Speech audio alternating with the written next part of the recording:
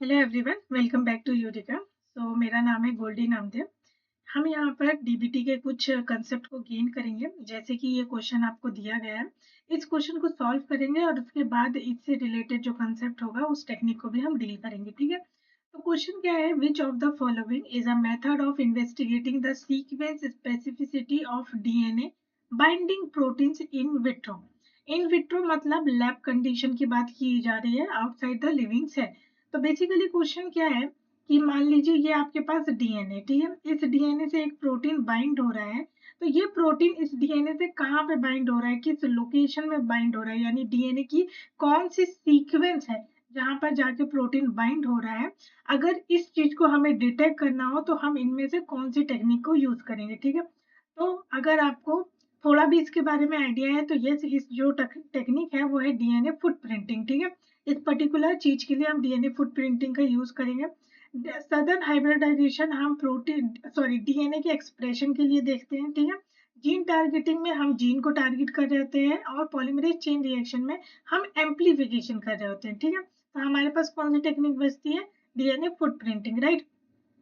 तो देखिए अब डीएनए फुट प्रिंटिंग होती है, जैसे कि हमें पता चल गया कि डीएनए फुट प्रिंटिंग एक इन विट्रो टेक्निक है। ठीक है, यानी कि आप outside the living cell lab condition में इसको परफॉर्म करते हो। ठीक है, सेकेंड थिंग इज कि अगर आपके पास कोई प्रोटीन है, मान लीजिए कोई प्रोटीन ए है, तो आपको ये देखना है कि क्या ये प्रोटीन जो है वो इस डीएनए से इंटरेक्ट करता है कि नहीं, इससे बाइंड होता है कि नहीं। तो ये चीज चेक करते हैं डीएनए फुटप्रिंटिंग से। तो फर्स्ट थिंग कि आपको पहले तो इंटरेक्शन पता चलेगा कि ये इंटरेक्शन होता है कि नहीं। सेकंड ये कि इंटरेक्शन अगर हो रहा है तो किस पर्टिकुलर लोकेशन में हो रहा है, ये चीज का भी पता हम डीएनए फुटप्रिंटिंग से लगा सकते हैं। तो ये बेसिकली दो एप्लीकेशन है, ठीक है, डीएनए फुटप्रिंटिंग की, और इसको हम यूज करते हैं फॉर प्रोटीन डीएनए इंटरेक्शन के लिए,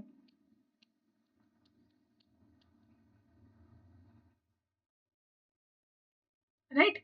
तो चलो देखते हैं कि डीएनए फुटप्रिंटिंग को हम कैसे लैब में परफॉर्म करते हैं। ठीक है, तो देखिए ये स्टेप है। बेसिकली सबसे पहले स्टेप में क्या होता है कि हम डीएनए मॉलिक्यूल्स लेते हैं, मतलब जो भी आपका सेल है उसमें से पहला स्टेप होता है डीएनए का एक्सट्रैक्शन। तो आपको क्या करना है, सबसे पहले डीएनए का एक्सट्रैक्शन करना है। तो डीएनए जब एक सेल से निकल जाता है तो इस तरीके से आपको डीएनए मॉलिक्यूल्स मिल जाते हैं। ठीक है, अब आपको ये सारा इमेजिन करना है कि ये सब कहाँ पर टेस्ट ट्यूब में हो रहा है, क्योंकि जब हम लैब में काम करते हैं तो लैब में हम क्या करेंगे, इसको टेस्ट ट्यूब में परफॉर्म करेंगे। ठीक है, तो पहले क्या किया आपने, डीएनए मॉलिक्यूल को एक्सट्रैक्ट कर लिया। सेकेंड स्टेप में आप क्या करते हो, एंड लेबलिंग करते हो। एंड लेबलिंग का मतलब क्या है कि हर डीएनए मॉलिक्यूल को एंड पर लेबल कर दोगे कुछ इस तरीके से, जैसे आप यहाँ पे देख पा रहे हो, यहाँ हर तरफ क्या है, एंड पर लेबल है।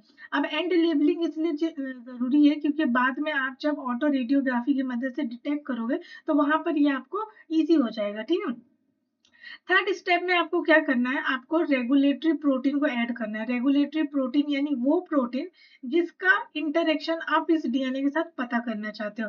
तो इस प्रोटीन को मैं टारगेट प्रोटीन भी बोल सकती हूँ। ठीक है, जो आपको ऐड करना है।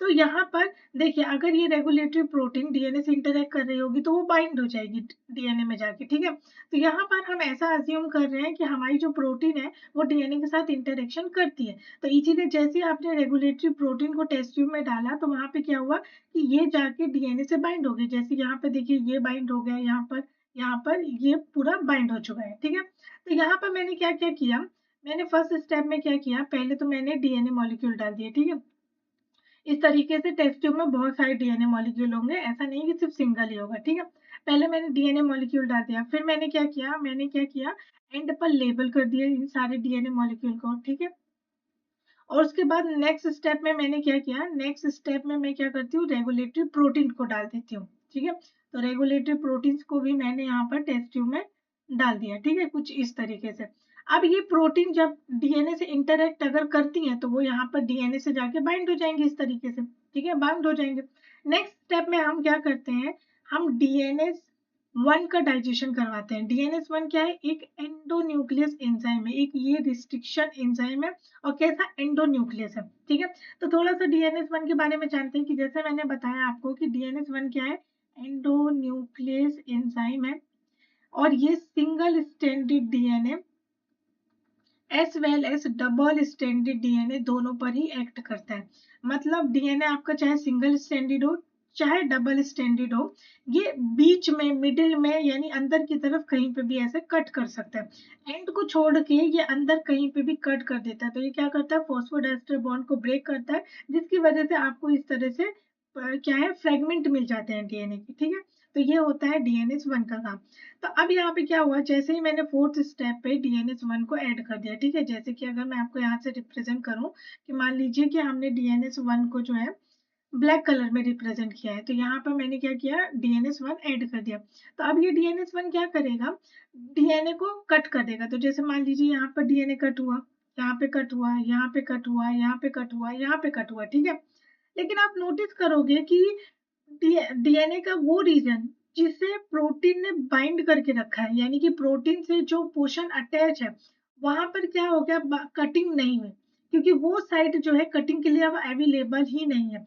क्यों, क्योंकि इसने क्या किया, वो सीक्वेंस को ही छुपा लिया जहां पर डीएनएस वन काम करने वाला था। ठीक है, तो ये क्या हुआ, मैंने इसको बाउंड प्रोटीन बोला था क्योंकि ये डीएनए से बाउंड था, राइट।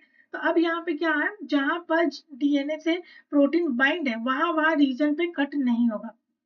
ठीक है, जैसे कि यहाँ पे कट हो गया बट यहाँ पे कट नहीं हो पाया, क्यों, क्योंकि ये वाले पोर्शन को प्रोटीन ने छुपा लिया डीएनए के। ठीक है, तो ये सीक्वेंस जो है अब अवेलेबल नहीं है कटिंग के लिए। तो यहाँ पर भी यही हुआ कि अब डीएनएस वन के डालते ही वो यहाँ पे कट कर लेगा, लेकिन जो पोर्शन डीएनए से बाइंड है वो वहां पे कट नहीं कर पाएगा। तो सिर्फ यहाँ पे कटिंग होगी, यहाँ पे कटिंग नहीं होगी।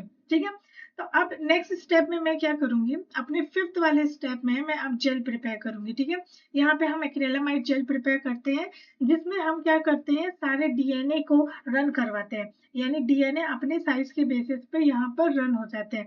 ठीक है, तो हो क्या रहा है, हो ये रहा है कि मान लीजिए ये टेस्ट ट्यूब बी है। ठीक है, इस पूरे टेस्ट ट्यूब को मैंने यहाँ पर लोड कर दिया। ठीक है, ये जेल है, जेल में यहाँ पर वेल्स होंगी। ठीक है, इस वेल्स में मैंने क्या कर दिया, अपना पूरा जो ट्यूब बी का सैंपल था वो पूरा लोड कर दिया। ठीक है, और यहाँ पर मैंने एक ट्यूब ए का सैंपल लोड कर दिया। ठीक है, अब ट्यूब ए क्या है वो आपको मैं बताती हूँ। जैसे कि मान लीजिए ट्यूब ए क्या है, सिमिलर है ट्यूब बी की तरह, सब कुछ सेम है, लेकिन यहाँ पर सिर्फ क्या नहीं है, यहाँ पे सिर्फ आपको रेगुलेटरी प्रोटीन नहीं है, मतलब आपको यहाँ पे डीएनए मॉलिक्यूल भी है। ठीक है, बहुत सारे डीएनए मॉलिक्यूल्स हैं। फिर उसके बाद आपने डीएनएस वन ऐड किया। ठीक है, डीएनएस वन ऐड कर दिया, मतलब कि आपको इस टेस्ट ट्यूब में क्या मिलेगा, जो टेस्ट ट्यूब ए है इसमें आपके पास डीएनए मॉलिक्यूल होंगे। ठीक है, और यहाँ पर आपके पास डीएनएस वन होगा। ठीक है, सिर्फ क्या नहीं होगा, रेगुलेटरी प्रोटीन नहीं होगा, बाकी सब कुछ सेम होगा टेस्ट ट्यूब बी की तरह। और टेस्ट ट्यूब बी में हमने क्या क्या लिया था, डीएनए लिया। ठीक है, फिर हमने प्रोटीन लिए, हमारी टारगेट प्रोटीन ली और डीएनएस वन ले लिया। ठीक है, तो अब ए वाली ट्यूब में क्योंकि मैंने कोई प्रोटीन डाला ही नहीं, तो जो मेरा डीएनए है वो बचेगा ही नहीं, मतलब डीएनएस वन सबका सब कट कर देगा, क्योंकि कोई भी सीक्वेंस नहीं बच पाएगी, क्योंकि उसको प्रोटीन ने छुपाया ही नहीं। ठीक है, तो सब कुछ कट हो जाएगा। ठीक है, सारे के सारे डीएनए फ्रेगमेंट्स मिल जाएंगे। तो जब मैं सैंपल ए यानी टेस्ट ट्यूब के सैंपल को यहाँ पे ऐड करूंगी पूरा, तो मुझे इस तरीके से डिफरेंट बैंड्स मिलेंगे, और ये बैंड अपने साइज के बेसिस पे अरेंज होंगे। जो जिसका सबसे छोटा साइज होगा वो यहाँ पर आ जाएगा, फिर थोड़ा बड़ा वाला यहाँ, फिर और बड़ा वाला यहाँ, फिर और बड़ा वाला बड़े वाला जो बैंड फ्रेगमेंट होगा वो इधर आ जाएगा। ठीक है, तो मुझे इस तरह से बैंड मिल जाएंगे। तो मैंने लेन वन में क्या डाला, कंट्रोल डाला। लेन वन में कंट्रोल मेरा क्या है, सैंपल ए है, जिसमें कोई भी प्रोटीन नहीं ऐड किया। लेन टू में मैंने क्या किया, पूरा टेस्ट ट्यूब डाला जिसमें मैंने प्रोटीन्स भी ऐड किए थे, तो वो ये क्या हो गया, सैंपल बी, राइट। तो कुछ इस तरीके से आपको इमेज यहाँ पर दिखने वाली है। तो अभी हो क्या रहा है, देखिए अब यहाँ पे क्या हो रहा है कि अपने बैंड के यानी साइज के बेसिस पे डीएनए फ्रेगमेंट्स यहाँ पे अरेंज हो गए। ठीक है, अब आप यहाँ पे देखोगे कि जो हमने सैंपल बी ऐड किया था वहां पर क्या है, कुछ आपको इस तरीके से खाली जगह दिखने वाली है। और ये खाली जगह क्यों है, क्योंकि यहाँ पर जो है डीएनए के फ्रेगमेंट्स कट नहीं हुए, यानी डीएनएस वन यहाँ पे काम नहीं कर पाया। क्यों, क्योंकि इस वाले डीएनए के फ्रेगमेंट को प्रोटीन ने बचा के रख लिया था। ठीक है, तो इस तरीके से यहाँ पे ये जो ब्लैंक स्पेस है इसी को मैं बोलती हूँ फुटप्रिंट। और ये फुटप्रिंट का आना एक इंडिकेशन होता है कि यस, जो मेरी प्रोटीन है वो डीएनए के साथ इंटरेक्ट कर रही है, और नॉट ओनली इंटरेक्ट कर रही है, कहाँ पर इंटरेक्ट कर रही है वो इस तरीके से मुझे पता चल जाता है, जिसको हम इधर से यानी सैंपल ए से सैंपल बी को जब हम कंपेयर करेंगे तो यहाँ पे तो देखिए सारे बेंड्स मिले। क्यों? क्योंकि यहाँ पर हमने प्रोटीन डाला ही नहीं था, तो डीएनए के सारे फ्रेगमेंट्स हमको मिल गए। पर यहाँ पे प्रोटीन डाला था, इसीलिए डीएनए के सारे फ्रेगमेंट्स हमको यहाँ नहीं मिल पाए, क्योंकि प्रोटीन ने प्रोटेक्ट कर लिया डीएनए के उन फ्रेगमेंट को जहाँ पर वो बाउंड हुआ था। ठीक है, तो इस तरीके से हमको ये स्पेस मिल जाती है और हमें पता चल जाता है कि यस, मेरा जो प्रोटीन है, प्रोटीन डीएनए का इंटरेक्शन हो रहा है, और हमें लोकेशन भी पता चल जाती है। ठीक है, तो डीएनए फुट प्रिंटिंग का जो मेजर एप्लीकेशन है वो ये कि एक तो ये इन विट्रो टेक्निक है। ठीक है, लैब में आप बहुत अच्छे से इसको परफॉर्म कर सकते हो। दूसरा, इसमें डीएनएस वन की जरूरत पड़ती है, इसलिए समटाइम्स इसको डीएनएस वन फुट प्रिंटिंग भी बोलते हैं। ठीक है, और इसमें हमें क्या होता है कि हमें पता चलता है कि डीएनए प्रोटीन के बीच में इंटरेक्शन है, यानी कि आप इस इंटरेक्शन को पता कर सकते हो, और साथ ही साथ ये इंटरेक्शन किस पर्टिकुलर लोकेशन में, वो भी आप जान सकते हो। ठीक है, तो ये कुछ एप्लीकेशन है, या फिर आप बोल सकते हो कुछ प्रॉपर्टी है जो हम डीएनए फुट प्रिंटिंग में पढ़ते हैं। ओके, तो ये था पूरा ओवरऑल डीएनए फुट प्रिंटिंग के रिगार्डिंग। आई होप कि ये इन्फॉर्मेशन, ये वीडियो आपको अच्छा लगा होगा। अगर आपको ये वीडियो पसंद आया है तो आप इसे लाइक कर सकते हैं, शेयर कर सकते हैं, और अपने फ्रेंड्स के साथ भी इसे शेयर कर सकते हैं। एंड मैं मिलती हूँ आपसे नेक्स्ट वीडियो में, जहाँ पे हम डीबीटी के और कंसेप्ट को गेन करेंगे। Okay, so thank you so much for watching this video.